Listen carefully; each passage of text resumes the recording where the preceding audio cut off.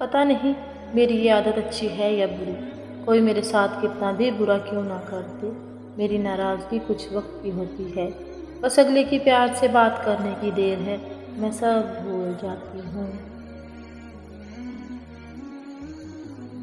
باپ کے زندہ رہنے تک زندگی آسان ہوتی ہے، زندگی مشکل تب ہوتی ہے جب باپ کا سایہ اٹھ جاتا ہے۔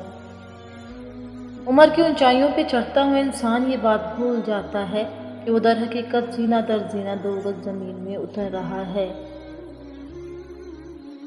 زبان کا میٹھا بول دلوں کو خرید لیتا ہے۔ میرے دل کا درد کس نے دیکھا ہے، ہمیں تو تڑپتا صرف خدا نے دیکھا ہے۔ ہم تنہائی میں بیٹھ کر روتے ہیں، لوگوں نے تو ہمیں صرف ہنستے دیکھا ہے۔ یہاں لوگ ویسے نہیں جیسے اسٹیٹس لگاتے ہیں۔ ہمیں ناز ہے اپنی تربیت پر، ہم غصے میں بھی بات کرنے کی تمیز نہیں بھولتے۔ کچھ لوگوں کے ساتھ خون کا رشتہ بھی نہیں ہوتا، مگر اپنوں والی خوشبو آتی ہے۔ دراصل احساس کے رشتے خون کے رشتوں سے زیادہ مضبوط ہوتے ہیں۔ بزرگ کہتے ہیں کہ آپ کی رگ رگ سے کوئی واقف ہو تو فرق نہیں پڑتا، بس اپنی دکھتی رگ کا پتہ کسی کو نہ دیں، ورنہ ہر رگ دکھنے لگے گی۔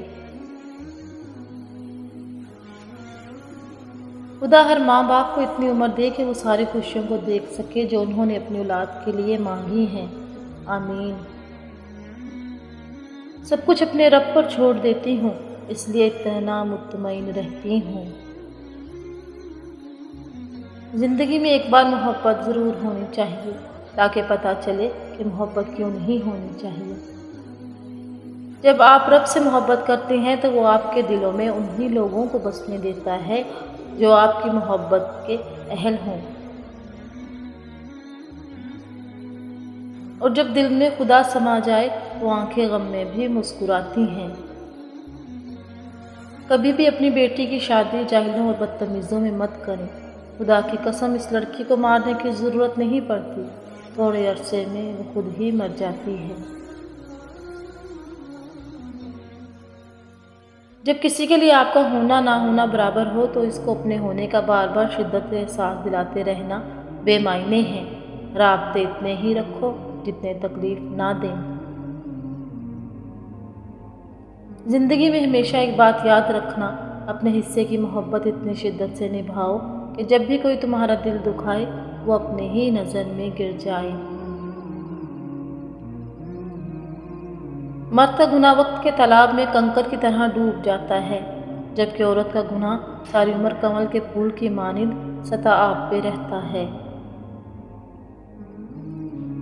بادشاہ تو وقت ہے، ہوتا ہے باقی سب تو یوں ہی غرور کرتے ہیں۔ آپ کا بہت بڑا سرمایہ وہ لوگ ہیں جو آپ کی غیر موجودگی میں اپنے رب سے آپ کے لیے دعاؤں میں خیر مانگتے ہیں۔ شکریہ۔